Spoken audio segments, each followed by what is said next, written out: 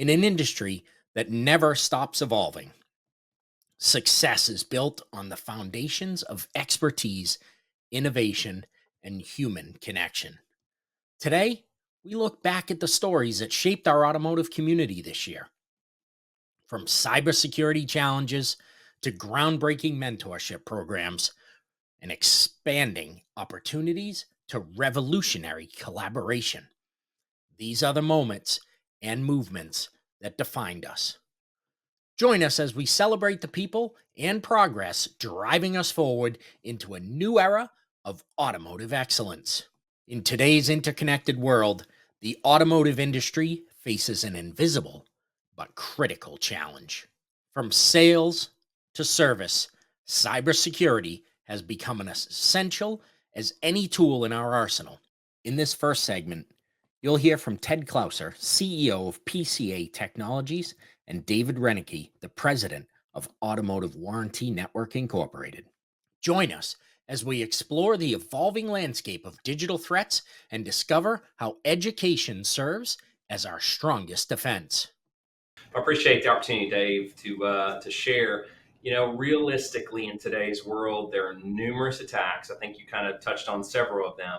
Ransomware, phishing, business email compromise is a huge one. Unfortunately, so many of the challenges really are us as the users.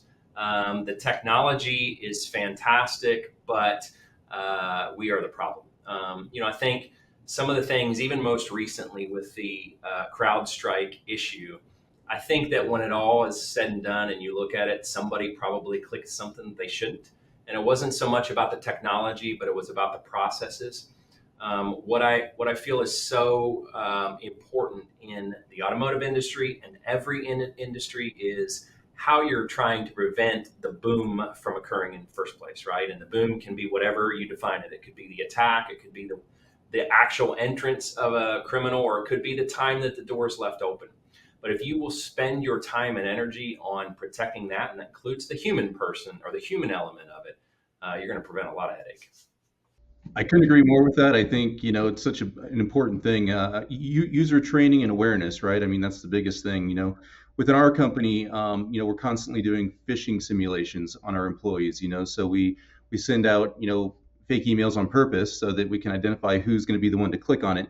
And then, if they click on something they're not supposed to, it takes them through a series of trainings that they have to do to help educate them on what not to click on, what to look for in an email, and everything like that. So I couldn't agree with Ted more. I think the biggest part is training in awareness, right? And it's not just for business; it's for personal too. I mean, that training and that knowledge benefits them at home too, and when they're on their home computer and their family computer. So I think it's really good to make sure everybody's aware. And the other thing is to and I'm sure we've all seen this in the dealership or any business, right, where somebody's password is just password 123, right? Or it's written on a sticky note right beside the computer, or it's underneath the keyboard. So password complexity, I think, is very important, making sure passwords are changed on a regular basis.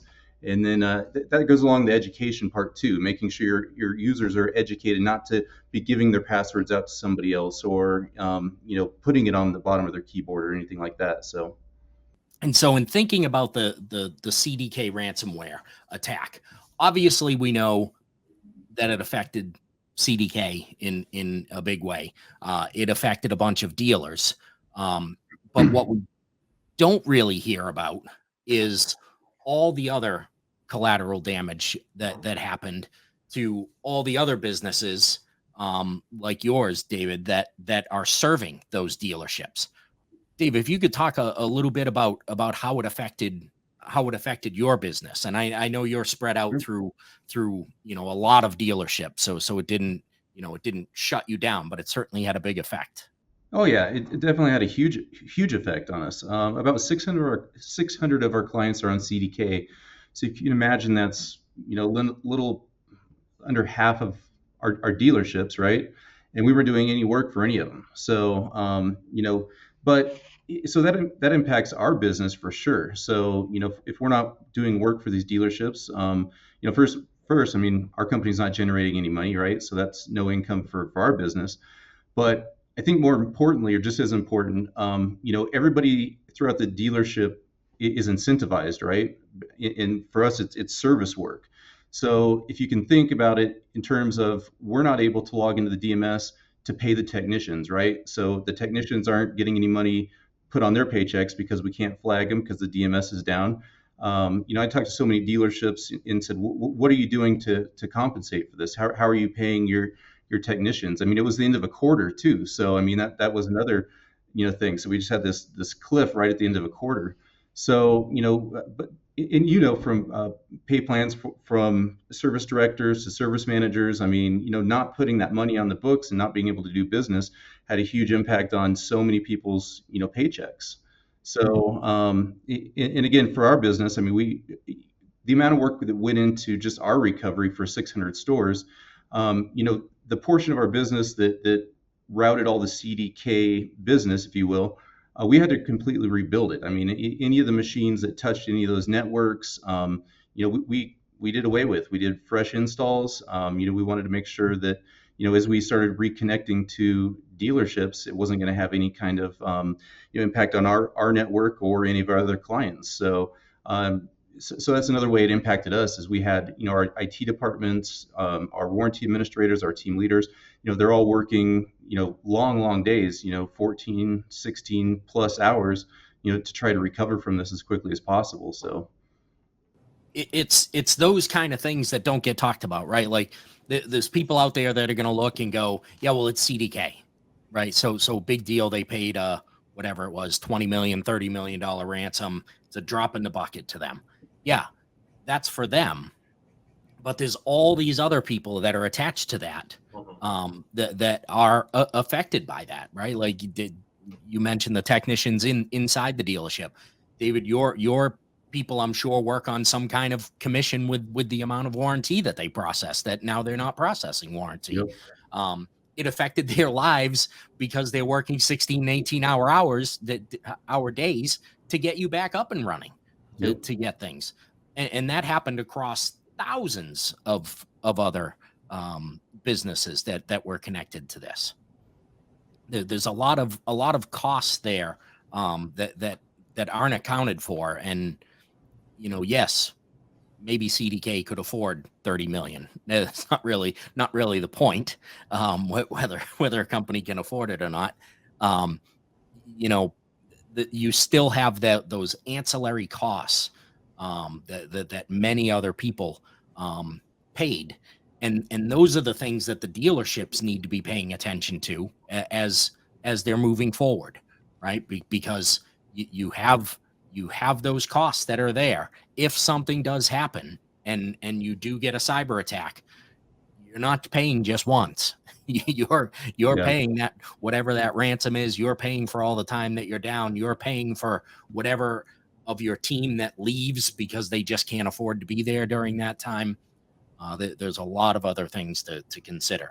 And for the dealers too, I think there's a lot of cost in monetarily and time wise because as they're coming back online and they're allowing vendors like ourselves to reconnect, they're maybe putting other things in place, maybe again financially or just from a time perspective. So they're reviewing their policies, they're reviewing their security measures, and they're changing them as we're going forward through this. So so there's a lot of recovery. Yeah, And and so less cars were probably sold, and customer impact. I mean, there's a lot of those elements too that aren't really spoken about. excellence isn't just about mastering tools. It's about passing that knowledge forward. Meet the exceptional few who've risen to the highest ranks of automotive technical expertise and learn how they're shaping the next generation of master technicians. The Technician Mentor Show featured two giants. From a culinary program to one of only 35 Honda Super Techs in the US, Brooklyn Morse is now an assistant service manager with Scott Honda and an avid supporter of new technicians. Also in this segment, you're going to hear from Wayne Bridges, training director at Toyota of Puyallup, a lifetime dedicated to this industry.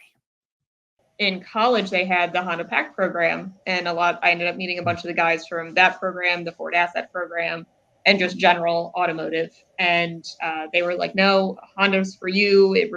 It starts you in the very beginning. You learn what a wrench is, you learn all the tools, and then you learn where the drain plug is, and just kind of escalates slowly. I ended up getting into that, full support of my parents, and just took it by the reins and absolutely fell in love with the program. And then here I am. So I've been on both sides. I've been the mentor side. I've been the mentee. I've been a little bit of everything at this point. Now an assistant service manager. So it just built over time. Yeah. And you made it to master level, right? Right. You didn't just. Yeah. Yeah. Yeah. So I surpassed master and actually went to super tech. So that's Honda wise the highest qualification that you can be. There's 35 super techs in the US, and I am one of those 35. And they never filled all the seats either. So I'm very proud to be where I am. Yeah, that's a big distinction, and we're proud to have you here with us. And I'll remind you what the question was: is how do mentoring programs contribute to the retention of experienced technicians as well as the development of new talent? I think kind of going into what you were saying as well, there is a huge sense of pride to have somebody that doesn't know much about cars. And it kind of reminds you where you were too, however many years ago. For myself, it would have been 10 years ago. And the fact that you get to be there and really build that person, watch them grow, it kind of like that family aspect, which no matter what techs say and how miserable they are, they do develop the family in the shop. And it builds a lot of core values. I think it changes perspectives, and even with that, the older technicians can learn from the younger ones. So the younger generation being a little bit more adept to phones and whatnot. A lot of stuff changes over the years, and I think that's an asset on both sides. Mm-hmm.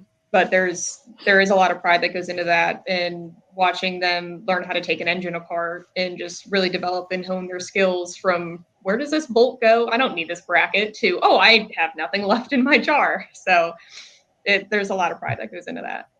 In this next segment, from a hot episode of 2024, you'll hear from two young go-getters.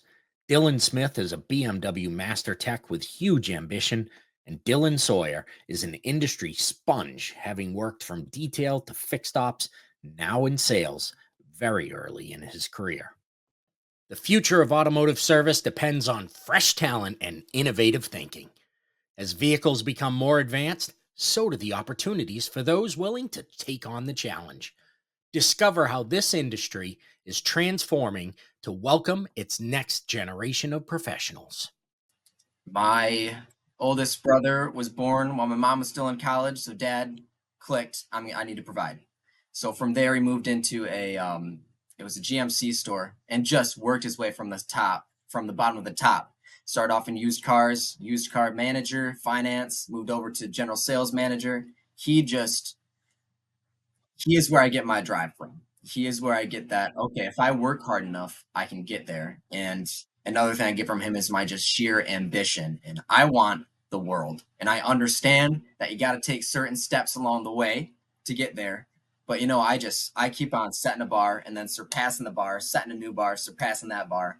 That's what gets me through my days. Thinking about my dad, everything he went through. And I'm like, okay, if I commit to this, if I plant my seeds, and if I power through, I will be successful. And that's 100% of it. Totally agree with that, man. Yeah, my parents, I couldn't be where I'm at without them and my family, but I get bored really quick. Like once I master something, I like to move on to the next thing. And obviously in the BMW world, we have really cheap cars, or not cheap, but like lower end and higher end. And I find myself liking the higher end vehicles and like the racing on like Turner Motorsports and the GT4s and the GT3s, and people like Steve Dinan. He's one of the most world famous BMW tuners. He has a new company now called Autobahn. But I strive to progress. Like I don't want to be doing maintenance for the rest of my life. Like, wrenching on cars, I want to progress. And like you said, you want the world. And I'm just constantly looking for ways to better myself, and seeing how other people have done it in my industry.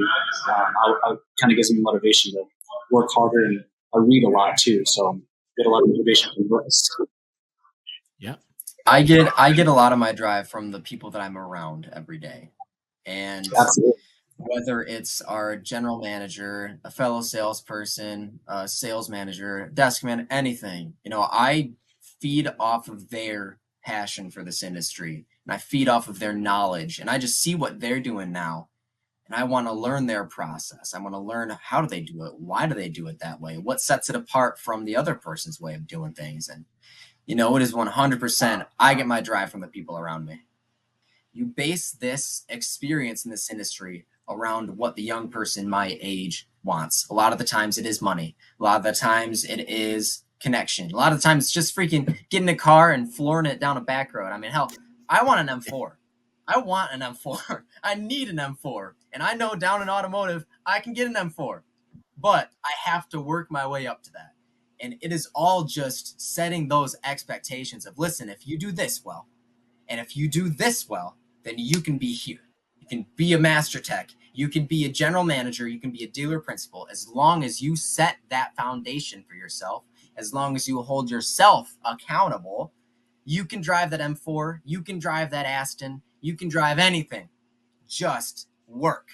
Just put your brain to it. Find something that motivates you. Let me find what motivates you, and let me give you the opportunity to seize that. It is all around managers knowing their staff, knowing these young people coming in, and knowing what motivates them specifically. We're all different. Kids my age, we're all different. Money, we all want a shiny new car. We all want to be connected. We all want the world.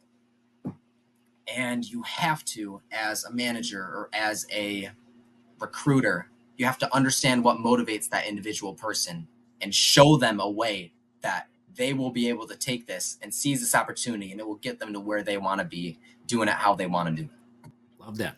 Totally agree with that.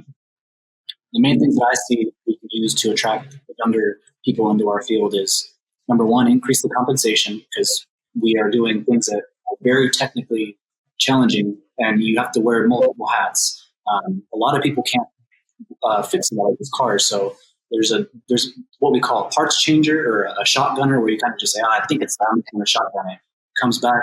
Now you have to actually become a diagnostician, and that requires reading and studying, and all that takes time, and nobody wants to come for $15 an hour, all of these different hats. And also the working environment and the culture. You want to be respected where you're at, and you want to have a continuous path to becoming a better version of yourself, as well as a better version of a technician. So if you want to go to training to learn about the newer systems on these vehicles, to become able to work on these cars, because you won't even be able to touch an electric car unless you're certified on it, because there's a hazard of death, and that's a huge liability. But you want to make sure that is conveyed. Like, a lot of times when I had little fairs at my college, these dealerships would come in with their tents, and they would kind of say, oh, this is why you need to come with us. And they would have little coffee mugs and this and that. And then when it gets down to compensation, it's like, oh, we pay this much an hour, this much flat rate. And hourly versus flat rate is very different. Warranty versus customer pay is very different. People, it's kind of like a stigma. People think that we're just turning wrenches, getting greasy and stuff like that. But no, like, we're actually doing things that like an electrical engineer would do. And it's very challenging, but also very rewarding. And it's very far and few in between where you see people making 6 figures plus a year, but it's very possible.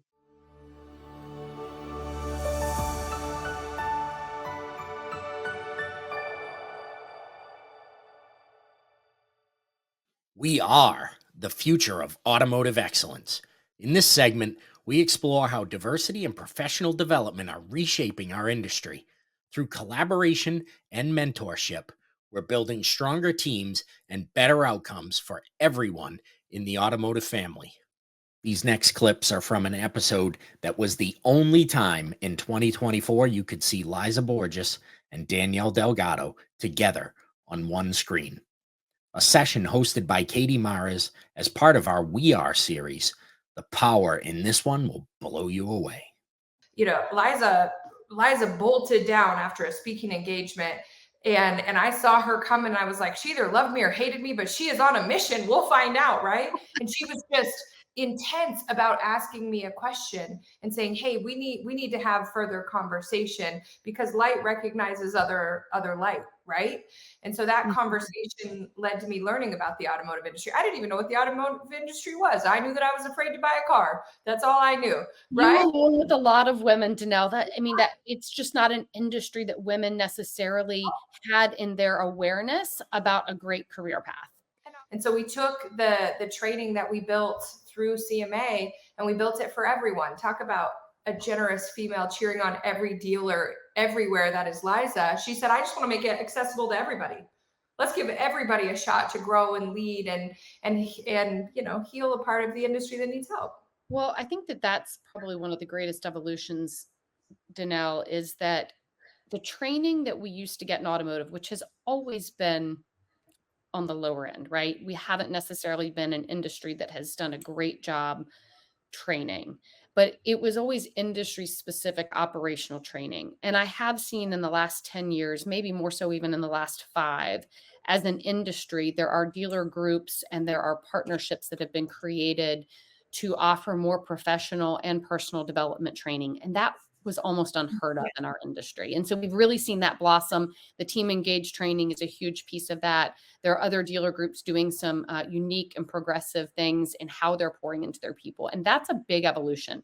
My dad jokes, he's like, we just taught people how to sell a car and how to write a newspaper ad when they became a general manager to put the marketing in the newspaper. He's like, we didn't do any of this stuff about how do we help people be the best that they can be and how do we help them grow as humans. He's like, now he's all, my dad is the biggest cheerleader and advocate, but he's like, this is a different industry. One of the things that I feel about that is, like, one of the great things we talk about with automotive is you can get in with zero education. Yeah. But I feel like that sometimes works against us. Number one, it works against us because people get in with zero education and feel like they don't need to develop anything else because they didn't need an education to start. But also, during that education, you're learning some of that stuff, right? You're learning how to behave in other settings and business settings. And, I always hesitate to make that comment on a live stream because it's very real. And I think about it a lot.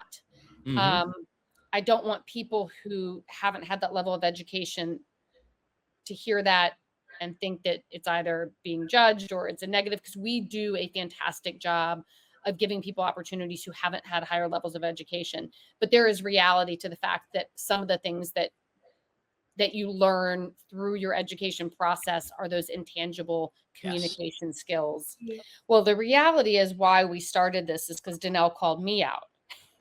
For 3 years, I work with her one-on-one each year to kind of set my own trajectory and my goals and direction. And I think for 3 years, I'd been saying, I am committed to growing more female leaders in this industry. And finally, the 3rd year, she's like, so what are you going to do about it? Of course she did. There's action behind it. And I said, all right, well, Danelle, you've now created Team Engage, which came from me challenging her. And now she's challenging me back. I said, I think that needs to be the backbone. And what we put together was we have 50 women in this community. 25 of them are from Carter Myers Automotive, from CMA, our company, and 25 from other dealership groups all around the country. And so we have 50 women with every single dealership position in leadership represented. Body shop manager, parts manager, service manager, controller, sales manager, finance manager, customer experience manager, general manager, dealer principal, corporate trainer, directors of marketing, recruiter, service advisor. And we've got it all covered.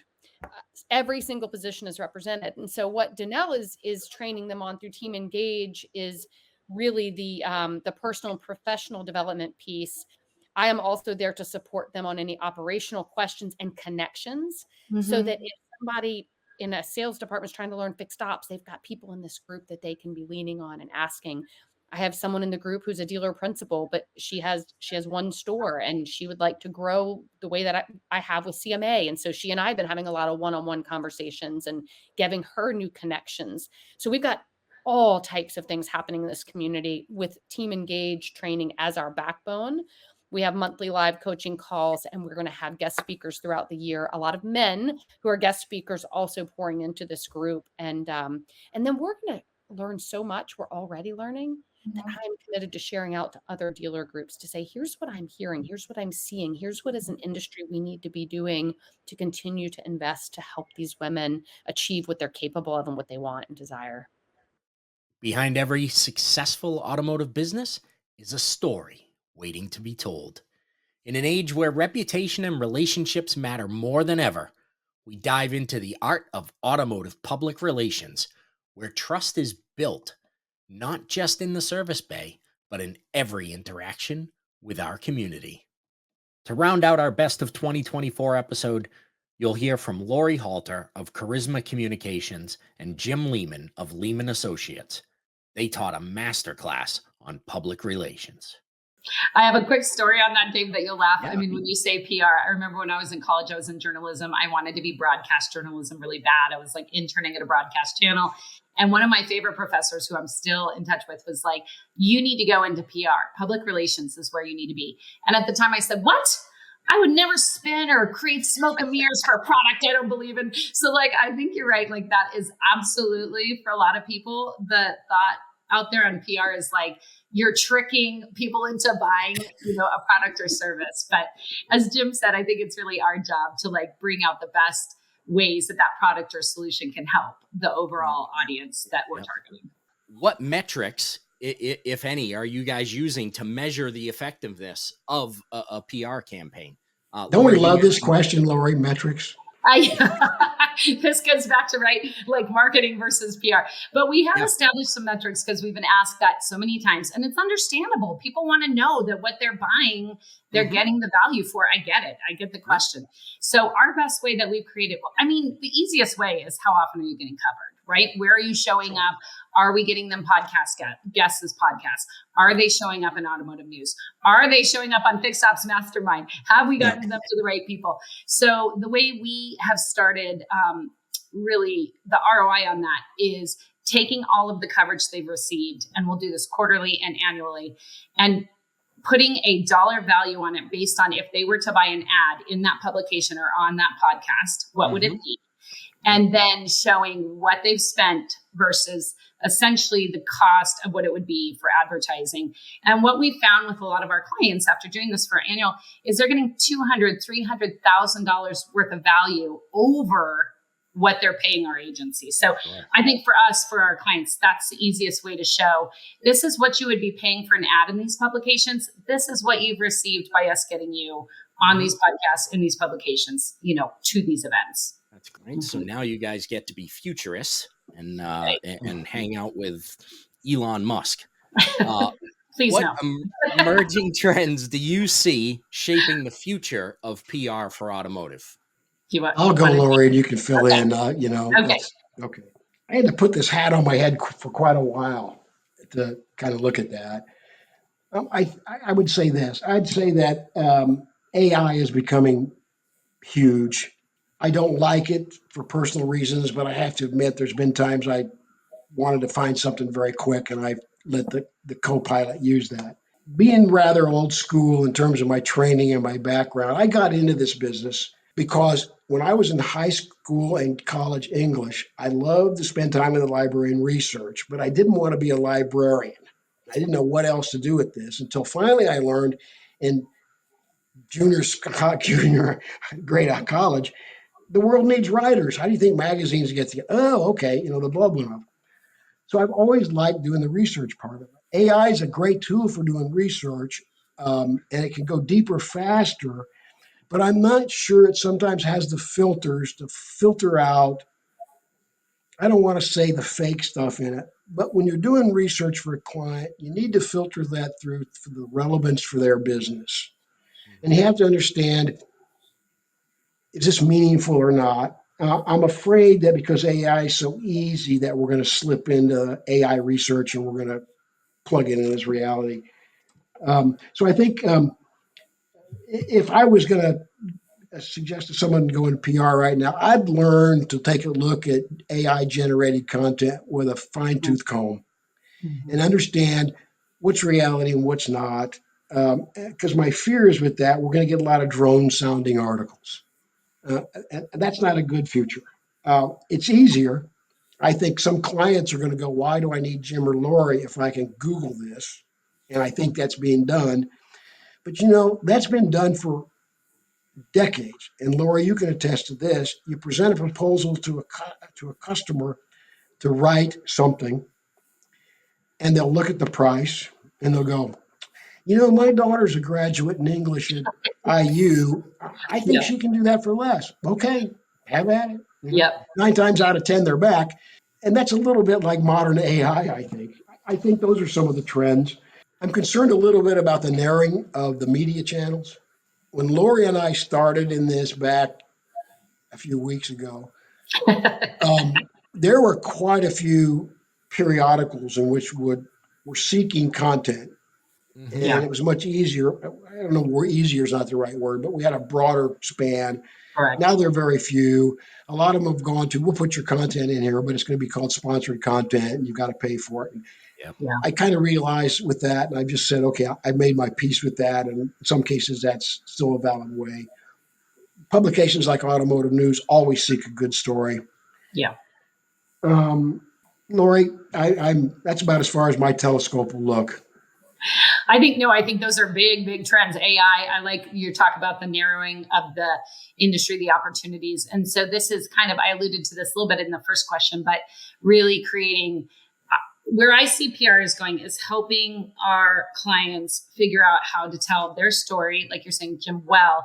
And really, the world is becoming a place where everyone can be their own thought leader. So what are your personal channels that can be used to tell those stories? So here's a quick example. We went from getting content and articles in a lot of the publications 10 years ago to it is now becoming, let's put this on LinkedIn as an article. Let's do a YouTube video for you on your own personal page about this. Let's, one of the things we're starting just in the next couple of weeks is we're going to be interviewing each of our thought leaders in each company for an hour and then clipping that up and using that across all of their content. And so what I'm seeing right now, this will probably change within the next couple of years, but is this enormous opportunity really for anyone to become their own media publishing company, if you want to think about it like that. And so I really feel like our role in that is figuring out the story you want to tell. What is the point of view you want to have?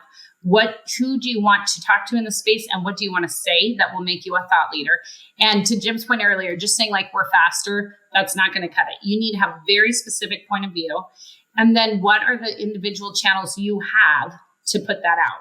Because we are seeing a narrowing of media. We are seeing video becoming more and more important. Today's generation does not want to read things anymore. They want quick, they want fast, they want to scan, they want to watch a video on it, they want to watch a 30-second TikTok.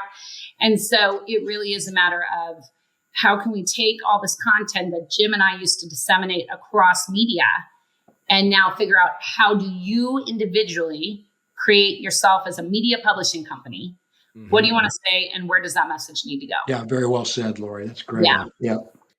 As we've seen today, the automotive industry is more than just vehicles and technology. It's about coming together to build something greater than themselves. Through enhanced security measures, dedicated mentorship, innovative training, and stronger community connections, we're creating a future that's more secure, more inclusive, and more dynamic than ever before. Thank you for joining us on this journey through the year's most impactful moments. As we look ahead to 2025, we know that the industry's greatest achievements are still to come because they'll be built by all of us together. Thank you for being part of the Fixed Ops Mastermind family. We are brought to you by OEM Interactive, and we look forward to seeing you all again in 2025.